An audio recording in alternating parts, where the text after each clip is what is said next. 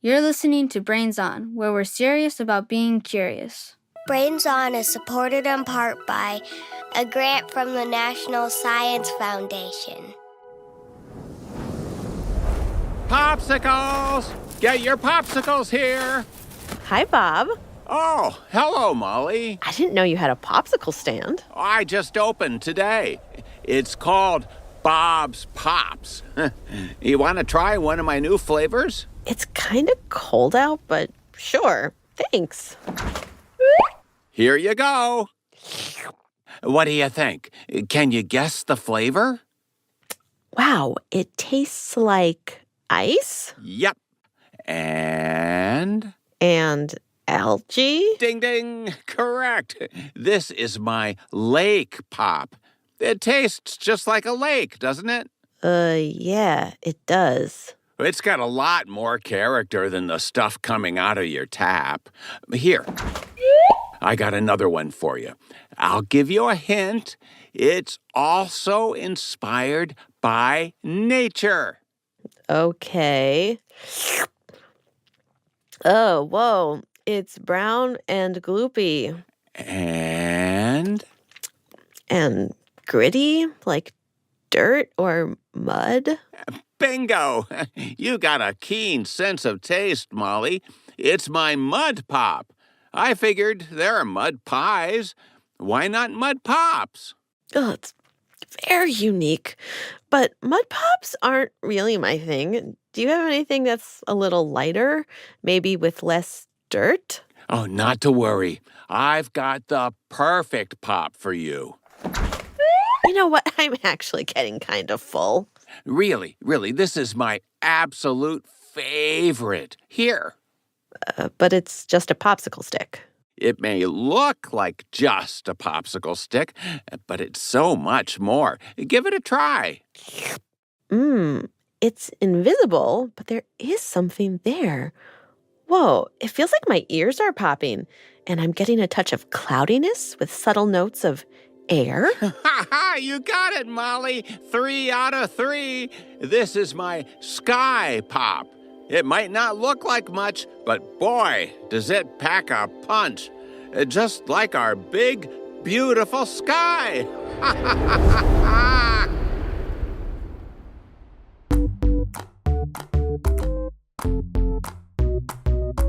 You're listening to Brains On from 8 p.m. Studios. I'm Molly Bloom, and I'm here with Felix from Nashville, Tennessee. Hey, Felix. Hi, Molly.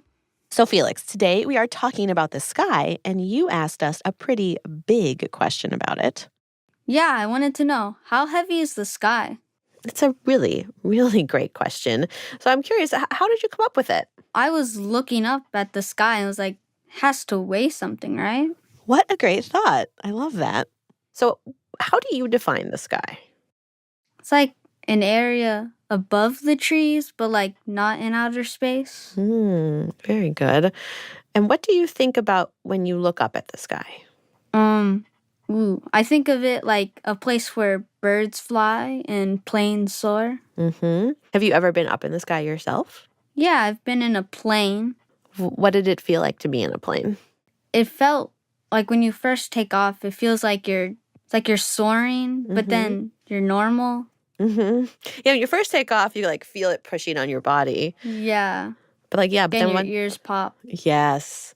And then when you jump in the sky, though, it kind of just feels like you're just sitting there. Yeah. This feels like you're, I don't know, in a car. Totally. Felix, what does the sky taste like in your opinion?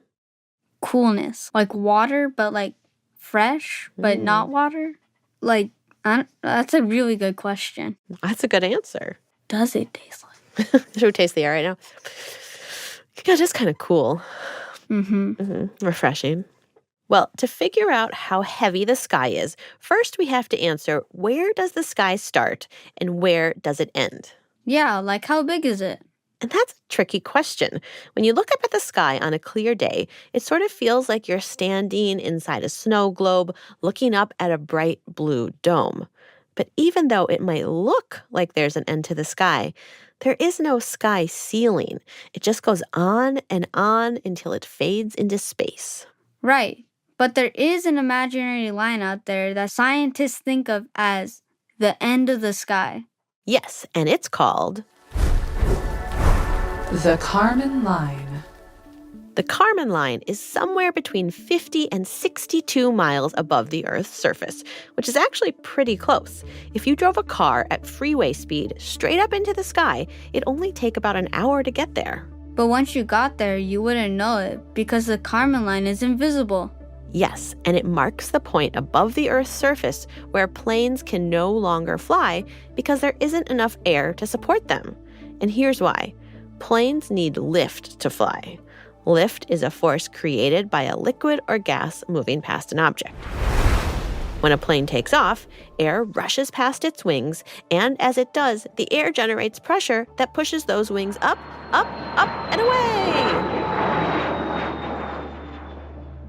So the lift created by the air rushing past the airplane's wings helps keep it aloft. Yep, and at the Kármán line, there isn't enough air left to create that lift. That's where something called orbital force takes over. Orbital force is the energy that pushes objects like satellites and space junk in circles around the Earth. Those things are moving above the Kármán line, And everything below the Kármán line is part of the sky. which is where planes can fly. So we'll say the sky ends at the Kármán line. The next question is, where does the sky start? Right beneath our feet? Yes, because the sky is made up of air, and there is air beneath our feet. It's also in our stomachs, our lungs, our ears. It's everywhere. But because we can't see air most of the time, it's easy to forget about. But as soon as we start paying attention to our breaths, Or the wind blowing outside our window. Or, oh, Molly, oh, sorry, my cat has no manners. But yes, even our farts remind us that air is everywhere. and air is made up of air molecules. Molecules are the teeny tiny building blocks that make up everything. You, me, my shoes, trees, the air, everything. Molecules are so small that we can't see them with our own eyes. Should we get the zoom ray and look at some air molecules up close? Yeah.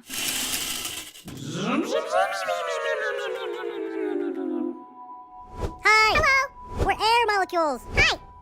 Hi, nice to meet you. Hi. As you can see, air molecules are tiny blobs bouncing around in empty space. Wee. Woohoo. Woohoo. Yeah. Up by the Kármán line, where there's less air, there are way fewer air molecules. And they're really far apart from each other. Hey, molecule. Where'd you go? I'm over here. Miss you, buddy. But whether you're way up there or down here, air molecules are all around you. 'Cause they're the stuff that makes up the sky. Okay, so let's review. The sky begins beneath our feet and ends at the Kármán line, about 50 to 62 miles above the Earth's surface. And the sky is made up of air, which is made of air molecules. Which brings us back to your question, Felix. How heavy is the sky? So we have all these air molecules from here to the Kármán line pushing down on us. Even though they're tiny and we can't feel each one individually, altogether they weigh a lot. Yes, the average weight of the air pressing down on us is about 15 pounds for every square inch of the Earth's surface. That's like the weight of a bowling ball pressing down on every square inch of the planet. Or the weight of a medium-sized cat. Who farts? Yes, a square inch is about the size of 2 postage stamps. Imagine squeezing the weight of a bowling ball or a medium-sized cat, who farts, onto 2 postage stamps. That's a lot of weight pushing down on a very small amount of space. Yeah, and there are 4,014,489,600 square inches in 1 square mile. Imagine that many medium-sized cats, Oh, who fart? each perching on 2 postage stamps, all squeezed into 1 square mile. That's a lot of cats. And a lot of farts. And a lot of weight in 1 square mile. But get this, the Earth is 196,900,000 square miles. So imagine 4,014,489,600 medium-sized cats Oh, who fart? who fart. 196,900,000 times over. And that is the weight of the sky. Whoa, so what is that number? Like, if the sky stepped on a scale, how heavy would it be? Let's do a little math here. 14.7 pounds per square inch times 4,014,488,000. Whoa. Drum roll, please. The sky weighs 5,000,000,000,000,000 tons. I don't even know how to imagine that. Neither do I. What if we think about 5,000,000,000,000 tons in a different way? A ton is 2,000 pounds. Adult walruses weigh about a ton. They do. Okay, now imagine a billion walruses. Now imagine a billion walruses times a million.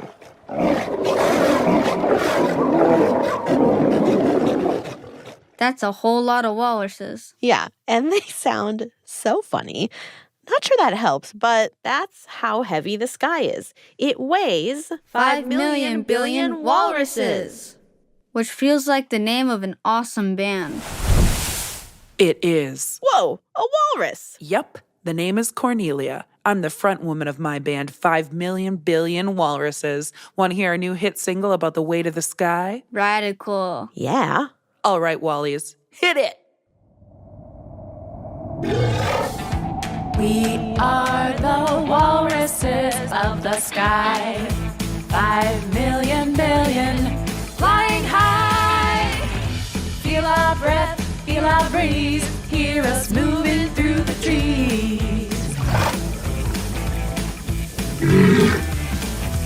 Each 2,000 pounds of walrus love circling round. The howling wind is our side. Hop on our backs, come on, let's fly. Feel us flip, feel us dive. Hear us sing, swing, and jive. When the wind goes woo, just know a walrus loves you. Nice job. Yeah, really beautiful work. Thanks, Felix. Thanks, Molly. Catch you on the flipper side. That was really cool. Yeah, almost as cool as today's.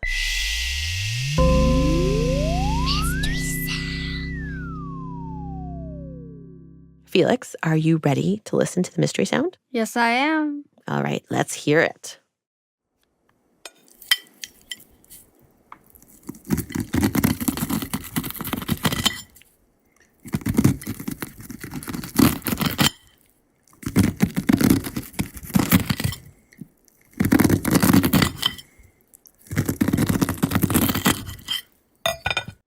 All right, Felix, what do you think? Sounds like someone pouring something into a bowl. Because, like, the Yes. spoon at the end. Yes, definitely sounded like there's some cutlery, spoon, bowl sounds happening. What do you think might be being poured into a bowl?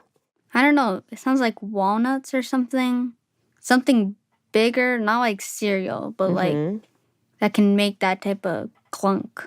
Very good listening. Well, we're going to hear it again and have another chance to guess after the credits. So stay with us.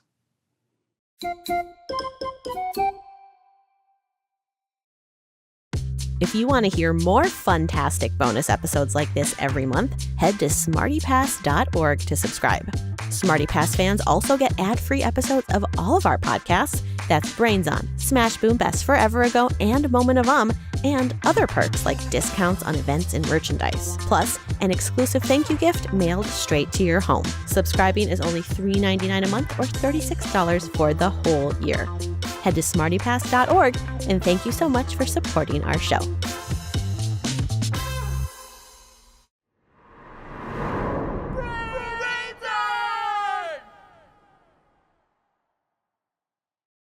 You're listening to Brains On. I'm Molly. And I'm Felix. And today we're answering the epic question, how heavy is the sky? Before the break, we calculated that the sky weighs 5 million billion tons. AKA 5 million billion walruses. But something we haven't talked about yet is why we don't notice the weight of the sky most of the time. And sometimes we do. Here to talk to us about some of those times is our friend, Wanda Weatherwoman. Hi, Wanda. Hi, Felix. Hi, Molly. Welcome to Wanda's Weather Hour, where we walk the weather walk, where we talk the weather talk. Where there is weather, we weather it better, 'cause we love the weather a lot. Wow, great theme song. Thanks. I wrote it myself. So we want to ask you a question about the weight of the sky.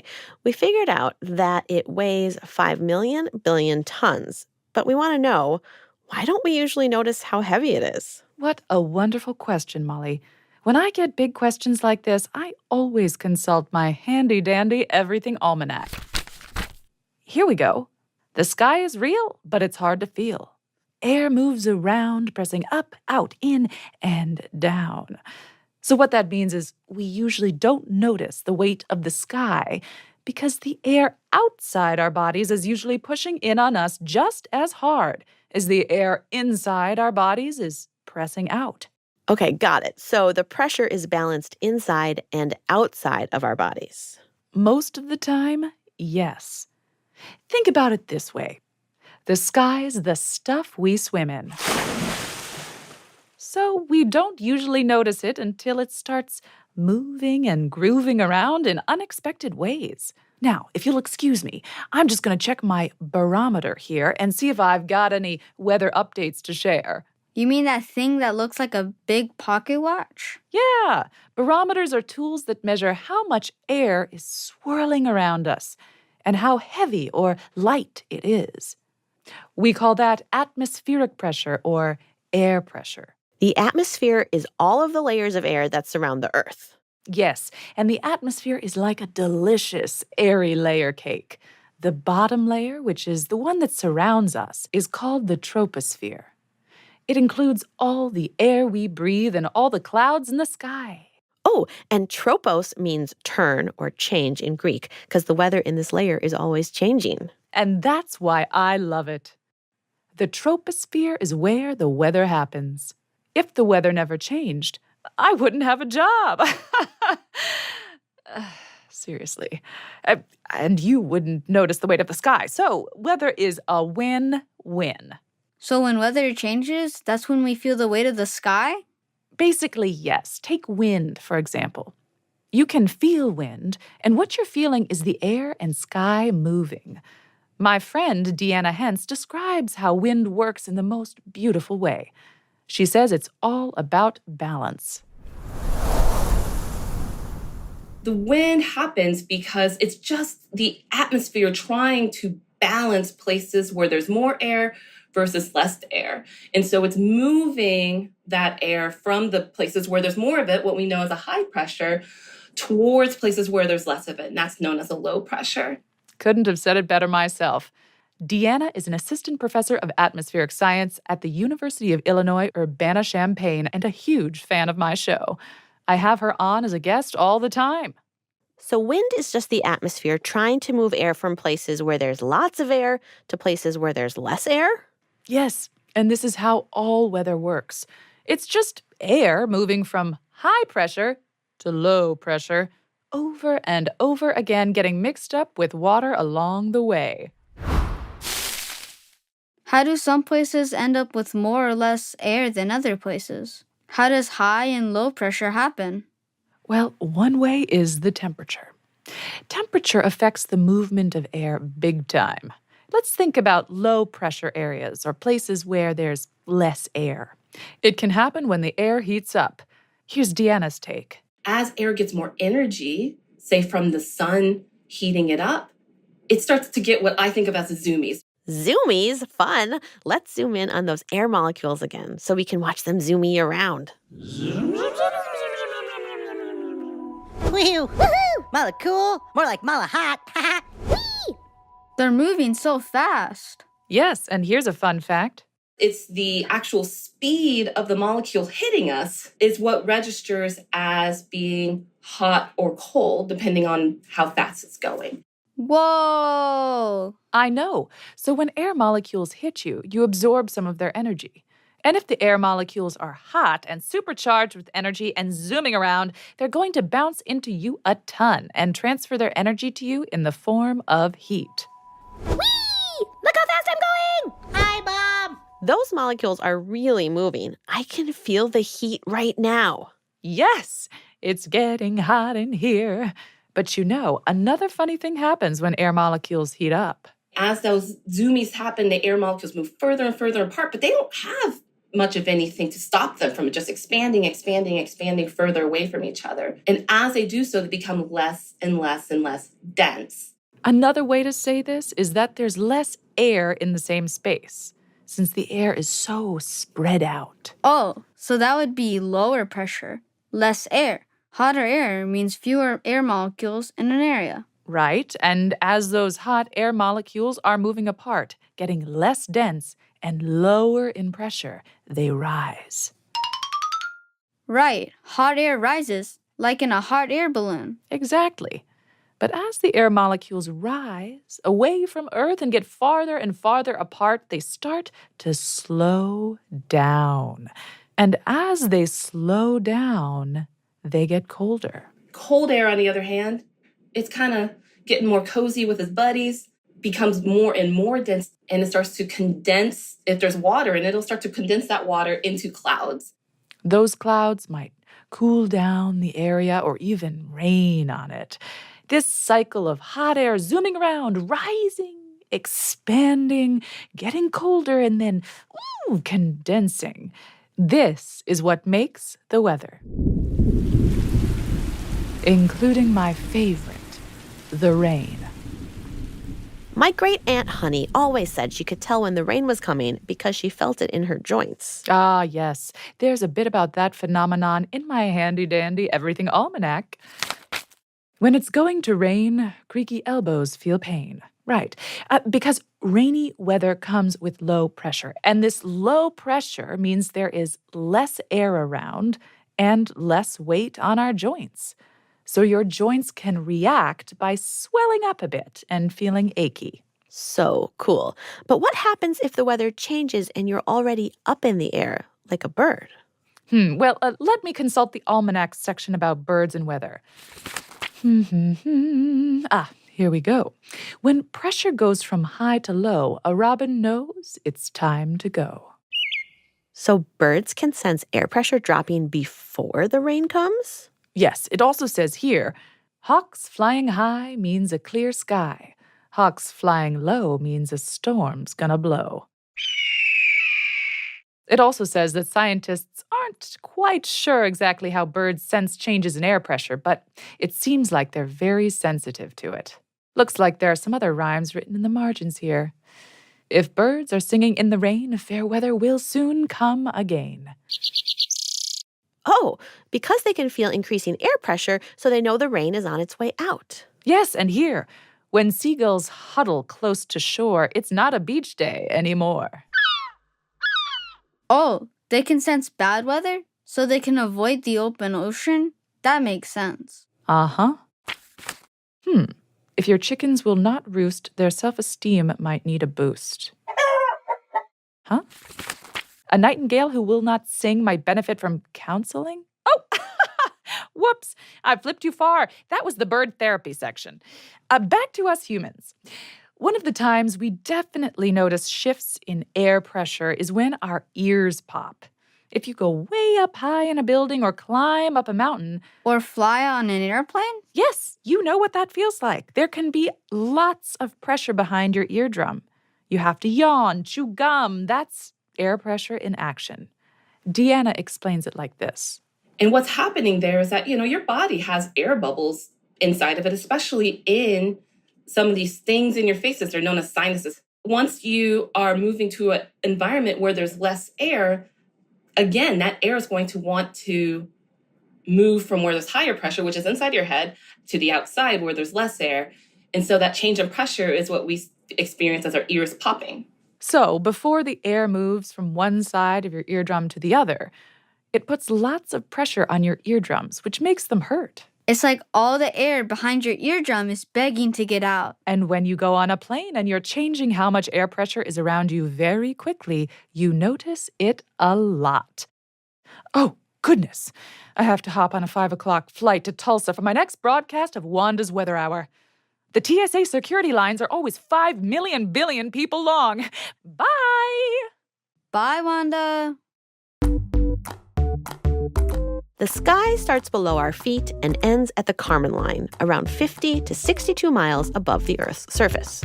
And the sky is made up of a bunch of air molecules, which are constantly moving from high pressure to low pressure. And this cycle of air movement creates the weather.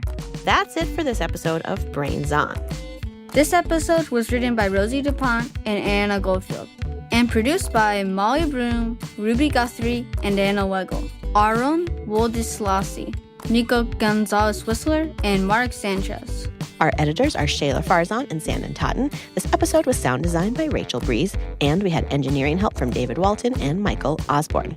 Beth Perlman is our executive producer. The executives in charge of APM Studios are Chandra Kavati, Alex Schaffert, and Joanne Griffith. Special thanks to Brant Miller, Jenny Adams, and Alex Adams. Brains On is a nonprofit public radio program. There are lots of ways to support the show. You can subscribe to our Smarty Pass, buy our books, or tell your friends about us. And you can submit questions, fan art, and mystery sounds. Head to brainson.org. All right, Felix, are you ready to go back to the mystery sound? Yep. Wonderful. Here it is again.